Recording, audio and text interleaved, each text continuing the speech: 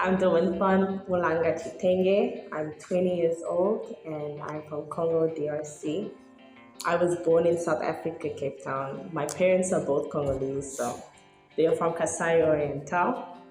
And I matriculated high school 2 years ago. So I'm done with high school. I matriculated in Cape Town in a school called Trafalgar High School. And I've been working since because I couldn't study because of documentation problems because I'm not South African. But I'll be studying next year because my documents will be coming out because of that. And yeah, I am very much, I don't know, I'm an introvert, but I'm very much bubbly, but also I keep to myself a lot. I love songwriting, singing, and dancing. And that's a bit of me, and I would love to study nursing or psychology. So like I said, I was born here in South Africa, but my parents are from Congo. So with that, it comes with a lot of disconnection with the whole nation. I had no idea about Congo for a while because I was surrounded a lot by South Africans and other cultures.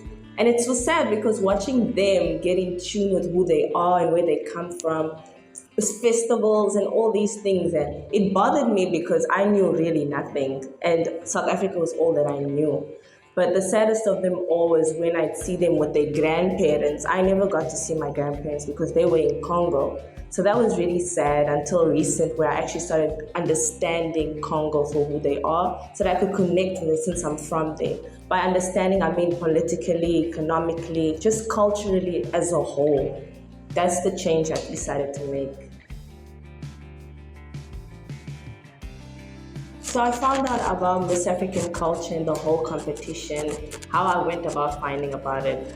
It was interesting. So basically, before I found out about it, I was telling my mother how I wanted to join the Miss South Africa competition since it was the season, and I would see it all over social media. And I don't do the whole Miss thing, I do modeling, but I wanted to join it because it's a bigger, more stage, and the opportunities are more bigger.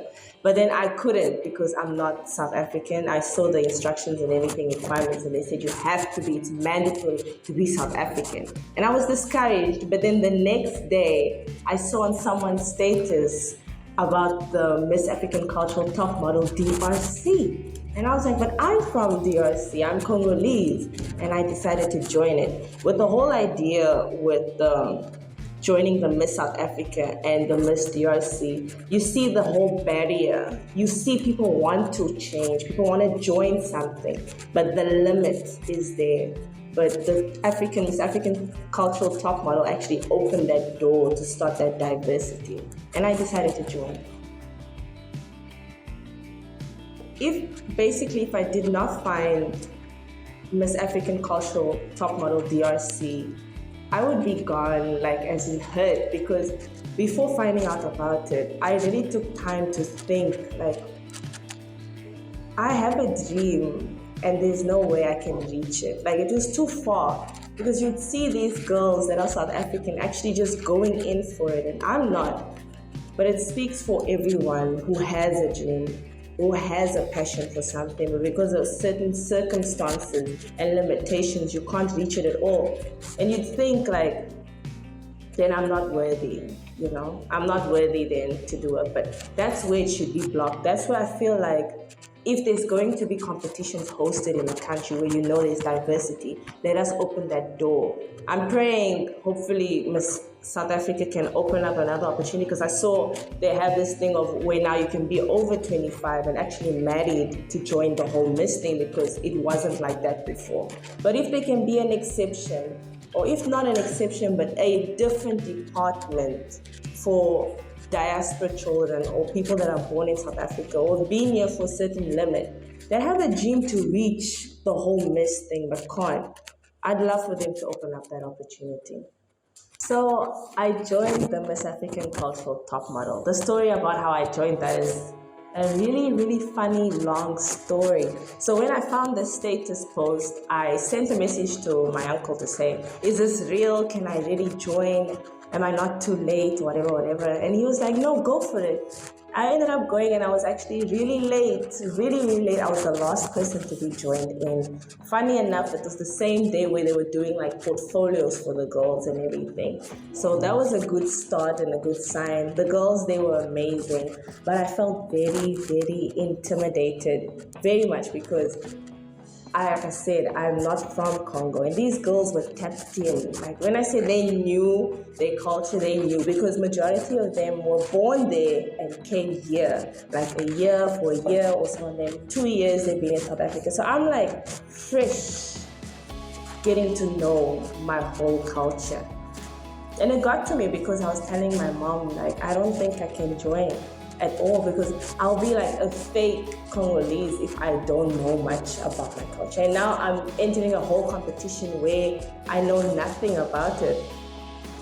It got to me, but it worked out because day by day I tried to communicate. Like there was a language barrier as well at some point because I'm not fluent. But each day I kept pursuing, I kept having resilience because it's all you can do. You're here now, you can't leave. But just trying is what I appreciate about myself, that I actually tried and we're here now. I'm queen.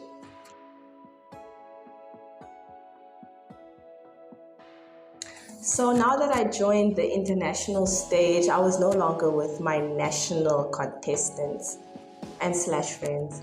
I was actually with now Zambia and Zimbabwe and other countries. So first reaction of meeting them was nice. They were all kind. But ever since now we came together in the whole camp thing, that's when we started picking up each other's energy because we had to live together. So one thing I was picking up is everyone holds importance differently, like culturally and from their country. I feel like something from there is so important for everyone. Like some of them it will be food is the most important thing. Like you see their passion in the way the food. Others it's the way they speak. They really take attentiveness to speaking and respect. But one thing I was picking up that unified us as a whole was dancing. Everyone took the dancing very, very seriously. Like I said before, I don't know if you watched my speech, but dancing is something that unifies us. And I got to see it live. Like when we had to make a choreography for our dance to perform for the event, everyone took in that passion to say, this is my culture, let me show you how to do it. And that's one thing that connected us, even though we were from different countries.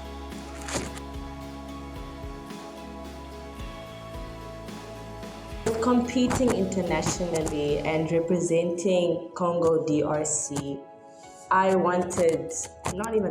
needed my community to be backing me up with this, being alongside me, behind me through it, because I'm representing our nation.